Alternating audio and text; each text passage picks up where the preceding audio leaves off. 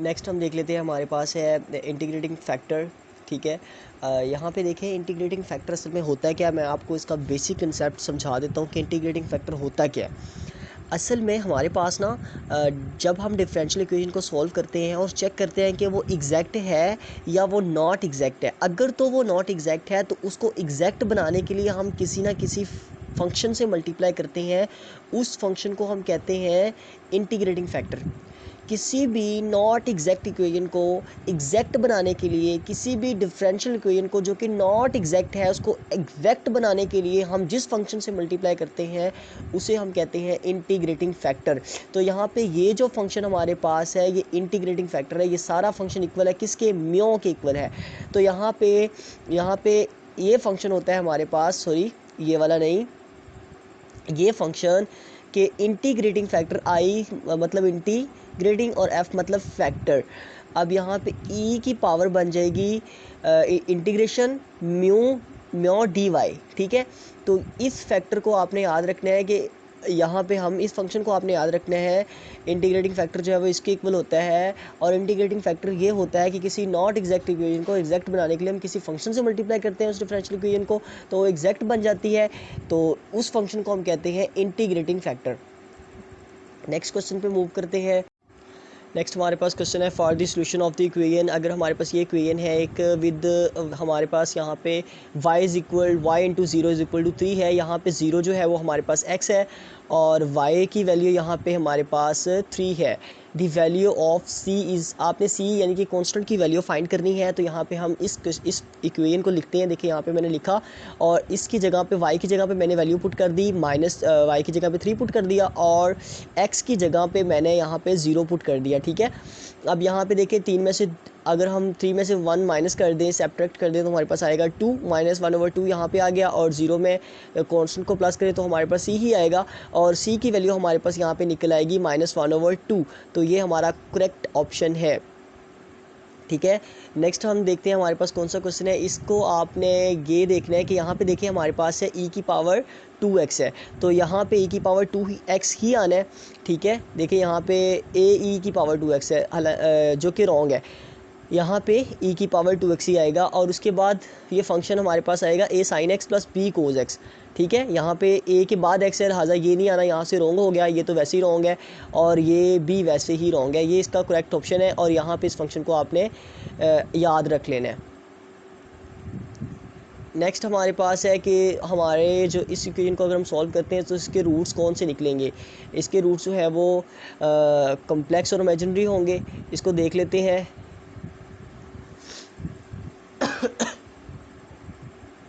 यहाँ पे देखें ये क्वेश्चन कौन सा क्वेश्चन है, ये वाला क्वेश्चन है। इसको आप देख लें ज़रा ध्यान से, तवज्जो से। यहाँ पे सबसे पहले आपने लेट कर लेना, ये वही क्वेश्चन है जो वहाँ पे लिखा हुआ है। सबसे पहले आपने लेट कर लेना y इज़ इक्वल टू ई की पावर mt है। ठीक है, फिर अगर हम y का डेरिवेटिव लें तो यहाँ पे m पावर स्टार्ट में आ जाएगी ये वाली। ठीक है, इधर वाली साइड पे हमारे पास आ जाएगा MEMT। ठीक है, m जो है वो पावर स्टार्ट में आएगी, दोबारा से डेरिवेटिव लेंगे फिर हमारे पास m स्टार्ट में एक आ जाएगा। पहले भी m पड़ा है, बाद में फिर m आएगा तो m² बन जाएगा और फिर EMT आ जाएगा हमारे पास यहाँ पे आंसर। यानी कि सेकंड डिफरेंशियल अगर हम डेरिवेटिव लेते हैं तो उसका आंसर ये आएगा और अगर हम फर्स्ट डेरिवेटिव लेते हैं तो उसका आंसर हमारे पास ये आएगा और y इसके इक्वल लेट किया हुआ है। अब हमने जस्ट इनकी जगह पे इनकी वैल्यू पुट कर देनी है। जहाँ पे हमने सेकंड डेरिवेटिव की वैल्यू लिखी है, यहाँ पे देखिए सेकंड डेरिवेटिव की वैल्यू लिखी हुई है और यहाँ पे फर्स्ट डेरिवेटिव की वैल्यू लिखी हुई है। बाकी 5x वैसे ही मैंने लिख दिया है और साथ में जो फर्स्ट डेरिवेटिव उसकी वैल्यू आ गई उसकी जगह पे और यहाँ पे भी 8 वैसे लिख दिया। y की जगह पे y की वैल्यू आ गई e की पावर mt। ये पावर के ऊपर mt है, नीचे नहीं है, सॉरी ये गलती से यहाँ पे लिखा गया, ये नहीं है, ऊपर है पावर mt। ठीक है, अब नेक्स्ट हमने देखना है कि हमारे पास यहाँ पे आ जाएगा, क्या आएगा, यहाँ पे हमारे पास आ जाएगा x m² माइनस 5xm। ये थोड़ा सा मैंने जो है यहाँ से जो है वो कुछ स्टेप जो है वो मैंने स्किप करके यहाँ पे लिख दिया है। x की power x into m² minus 5xm। ठीक है, प्लस 8। यहाँ पे e की पावर mt मैंने इन सब में से कॉमन ले लिया है तो पीछे हमारे पास सॉरी स्टेप तो मेरे ख्याल से कोई स्किप नहीं हुआ, सिर्फ हमने यहाँ पे e की पावर mt को जो है वो कॉमन लिया है। ठीक है, यहाँ पे ए की वैल्यू हमारे पास आ जाएगी, वही हमारे पास क्वाड्रेटिक फॉर्म ने इक्वेशन बनाई है, क्वाड्रेटिक इक्वेशन बनाने के लिए हमने ये सब किया है। ए हमारे पास आ जाएगा जो कि एक्स स्क्वायर के साथ कोएफिशिएंट है, यहाँ पे एक्स स्क्वायर भी आना है, और A is equal to M square आ जाएगा, B is equal to 5m आ जाएगा, सी हमारे पास इसकी वैल्यू आ जाएगी हमारे पास आ जाएगी 8। ठीक है, यहाँ पे हम क्वाड्रेटिक फार्मूला लगाएंगे, क्योंकि क्वाड्रेटिक फार्मूला वहीं पे अप्लाई होता है जब हमारे पास क्वाड्रेटिक इक्वेशन हो। तो ये हमारे पास क्वाड्रेटिक इक्वेशन है, इस पे हमने क्वाड्रेटिक फार्मूला अप्लाई कर दिया, क्योंकि इसकी फैक्टराइजेशन नहीं होती, इसलिए हमने इस पे क्वाड्रेटिक फार्मूला अप्लाई किया है। तो इसको सॉल्व करेंगे, यहाँ पे माइनस बी की जगह पे मैंने बी की वैल्यू पुट कर दी, यहाँ पे भी बी की वैल्यू है, और यहाँ पे ए की जगह पे ए की वैल्यू पुट कर दी 1, और सी की वैल्यू है 8, यहाँ पे भी ए की वैल्यू पुट कर दी।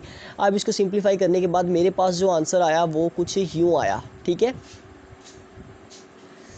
और यहाँ पे हमारे पास -7, ये -1 की जगह पे हमें पता है ना -1 योटा स्क्वायर की इक्वल होता है, तो यहाँ पे आ जाएगा योटा स्क्वायर। ठीक है, -1 की जगह पे आ जाएगा योटा स्क्वायर, और योटा स्क्वायर यहाँ से फिर माइनस ख़त्म हो जाएगा, ये कुछ स्टेप जो है वो यहाँ से टाइपिंग मिस्टेक है, बाकी तो और कोई बात नहीं है, मैं आपको समझा देता हूँ। यहाँ पे हमारे पास आ जाएगा 7 और अयोटा आ जाएगा। ठीक है, अयोटा अंडर रूट से बाहर आएगा, और चूंकि ये हमारे पास एक कॉम्प्लेक्स नंबर बन गया ना, कॉम्प्लेक्स और इमेजिनरी बन गया, जिसके साथ अयोटा आ जाए वो हमारे पास इमेजिनरी नंबर होता है, और होल हमारे पास कॉम्प्लेक्स नंबर होता है। यानी कि कॉम्प्लेक्स नंबर की 2 टाइप्स होती हैं, मैं आपको ये भी थोड़ा सा समझाता हूँ। कॉम्प्लेक्स नंबर की 2 टाइप्स होती हैं, एक रियल होते हैं और एक हमारे पास इमेजिनरी होते हैं। ठीक है, इमेजिनरी होते हैं, और कम्प्लेक्स नंबर को हम a + b योटा की फॉर्म में लिखते हैं। ये आपने पढ़ा है चैप्टर नंबर 2 में, मेरे ख्याल से 9th क्लास के, कि हमारे पास 2 तरह की टाइप्स होती हैं। ठीक है, a + b iota, a + b iota, a यहाँ पे हमारे पास रियल नंबर है और b अयोटा यहाँ पे हमारे पास इमेजिनरी नंबर है। कम्प्लेक्स नंबर की 2 टाइप्स होती हैं। आगे रियल की भी 2 टाइप्स होती हैं, रियल के अंदर हमारे पास रैशनल इरेशनल आ जाते हैं, फिर हमारे पास टर्मिनेटिंग नॉन टर्मिनेटिंग आ जाते हैं, रिकरिंग नॉन रिकरिंग आ जाते हैं। ठीक है, इस तरह करके हमारे पास आगे नंबर आते हैं, और यहाँ पे ये जो नंबर है ये हमारे पास कम्प्लेक्स और इमेजिनरी है। इसको आप हैंडआउट से भी देख सकते हैं, हैंडआउट्स की ही एग्जाम्पल है। तो हमारा यहाँ पे जो करेक्ट आंसर होगा वो कम्प्लेक्स और इमेजिनरी हमारा करेक्ट आंसर होगा। नेक्स्ट हम देख लेते हैं हमारे पास कौन सा क्वेश्चन है जी। ये क्वेश्चन हमारे पास है, यहाँ पे भी उन्होंने पावर सीरीज से रिलेटेड ही पूछा है, तो पावर सीरीज़ का मैंने आपको ऊपर भी कंसेप्ट दिया, ये रिपीटेड है, तो यहाँ पे भी आप उसी वीडियो को देखें जो मैंने आपको पहले एक्सप्लेन जिस वीडियो में किया है। ठीक है, तो ये हमारे पास पावर सीरीज़ की डेफिनेशन लिखी हुई है जी। पावर सीरीज़ का बेसिक कंसेप्ट समझते हैं हम कि पावर सीरीज़ असल में है क्या चीज़। कोई भी ऐसी सीरीज़ जिसको हम इस फॉर्म में लिख सकते हैं, किस फॉर्म में लिख सकते हैं, इस फॉर्म में लिख सकते हैं। कोई भी ऐसी सीरीज़ जिसको हम इस फॉर्म में लिख सकते हैं उसको हम पावर सीरीज़ कहते हैं। ठीक है, यहाँ पे n 0 to ∞ है, और Cn यहाँ पे हमारे पास कोई नंबर होगा, x हमारे पास वेरिएबल है, a यहाँ पे हमारे पास सेंटर ऑफ सीरीज़ है। ठीक है, और n भी ये हमारे पास a की अगर 1 पुट करते हैं तो यहाँ पे भी 1, यहाँ पे भी 1 आएगा। ठीक है, यानी कि ये हमारे पास कोई नंबर है Cn। a भी हमारे पास नंबर है, लेकिन ये हम सेंटर ऑफ सीरीज़ कहते हैं इसको। ये MCQs में भी आता है कि a यहाँ पे क्या है, तो a यहाँ पे सेंटर ऑफ सीरीज़ है, और x यहाँ पे वेरिएबल है। नेक्स्ट देखिए, मैंने यहाँ पे लिखा भी हुआ है कि a और Cn जो हमारे पास हैं आर नंबर्स, ये नंबर्स हैं। ठीक है, ये बेसिक इसके मैंने कुछ 2 पॉइंट्स लिखे हैं जो कि इम्पोर्टेंट हैं एग्ज़ाम के पॉइंट ऑफ व्यू से। पावर सीरीज़ और सिंपल सीरीज़ में फ़र्क सिर्फ इतना है x का। ठीक है, सिर्फ और सिर्फ x का फ़र्क है, तो इससे हम कुछ इसकी यूँ डेफिनेशन भी लिख सकते हैं, power series is the function of x variable. ठीक है, power series is function of x variable. ठीक है, नेक्स्ट देखें, the convergence and divergence of power series depend on value of x। यानी कि इसकी कन्वर्जेंस और डाइवर्जेंस, पावर सीरीज़ की कन्वर्जेंस और डाइवर्जेंस डिपेंड करती है वैल्यू ऑफ x पे। इसके अब 2 बेसिक पॉइंट जो है वो मैं अभी आपको बताता हूँ। चलें जी, चलते हैं उनकी तरफ। देखें, ये इसका पहला पॉइंट है रेडियस ऑफ कन्वर्जेंस। तो x - a less than r, अगर x - a जो है वो लेस देन है r से, r यहाँ पे रेडियस ऑफ कन्वर्जेंस है, यही हमारा मेन पॉइंट है पहला इसका पावर सीरीज़ के अंदर, कि x - a लेस देन है r के, तो हमारी सीरीज़ जो है वो कन्वर्ज करेगी। अगर x - a ग्रेटर देन है r के, तो हमारी सीरीज़ डाइवर्ज करेगी। बस ये आपने याद रखना है, अगर लेस देन है तो कन्वर्ज करेगी, ग्रेटर देन है तो डाइवर्ज करेगी। ये इसका रेडियस ऑफ r यहाँ पे क्या है, रेडियस ऑफ कन्वर्जेंस है। पहला पॉइंट हो गया। दूसरा पॉइंट होता है इंटरवल ऑफ कन्वर्जेंस। अब यहाँ पे अगर x1, x4, x5 ये ऐसी वैल्यूज़ हैं जो कि लाई करती हैं, जो कि कन्वर्ज करती हैं, कन्वर्ज कर रही हैं, तो फिर हम क्या करते हैं कि अगर एक से ज़्यादा एक्स की वैल्यूज़ जिन पे सीरीज़ कन्वर्ज कर रही है तो उनका एक इंटरवल बना लेते हैं। ठीक है, कि अगर हमारे पास कुछ इस तरह की वैल्यूज़ आ जाती हैं एक्स की जो कि सारी की सारी कन्वर्ज कर रही हैं सीरीज़ पे, या सीरीज़ उन पे कन्वर्ज कर रही है, तो उनका एक इंटरवल बना लेते हैं हमें, जिसे हम कहते हैं interval of convergence.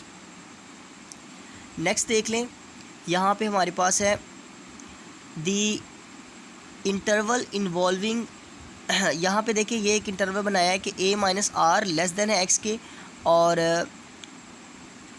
a plus r से देखें यहाँ से ज़रा a minus r less than है x के, यानी x इधर से ग्रेटर है और इधर से लेस देन है।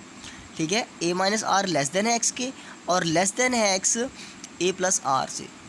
ठीक है, तो इसकी डेफिनेशन यहाँ पे कुछ यूँ बनेगी, the interval involving all values of x for which a power series converge is called the interval of converse. ठीक है, तो इसकी ये डेफिनेशन आपने याद कर लेनी है।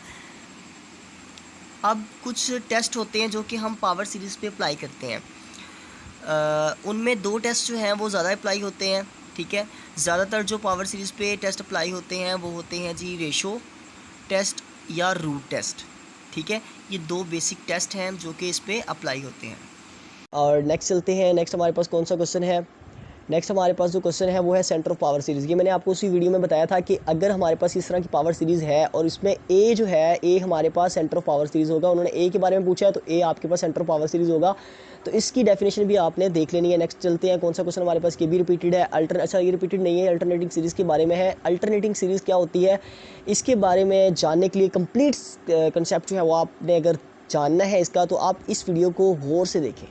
अल्टरनेटिंग सीरीज़ के बारे में देख लेते हैं कि ऐसी सीरीज़ जिसकी टर्म अल्टरनेट करे पॉजिटिव और नेगेटिव वैल्यू से, यानी कि वैल्यू वही है लेकिन उसके साथ साइन पॉजिटिव कभी आ रहा है कभी नेगेटिव आ रहा है, तो इस तरह की सीरीज़ जो होती है उसको हम अल्टरनेटिंग सीरीज़ कहते हैं। ठीक है, ऐसी सीरीज़ जिसकी टर्म अल्टरनेट करे पॉजिटिव और नेगेटिव वैल्यू से। अब यहाँ पे देखिए ये वो एग्ज़ाम्पल है जो कि हमें दी गई है, फाइल के अंदर ये एग्जांपल आई है, ये MCQs आया है, तो उसी को मैंने सॉल्व किया है। यहाँ पे देखें, यहाँ पे n की वैल्यू जो है वो 1 से इन्फिनिटी तक है और ये फंक्शन हमें दिया गया है, इस पर हमने अप्लाई करनी है।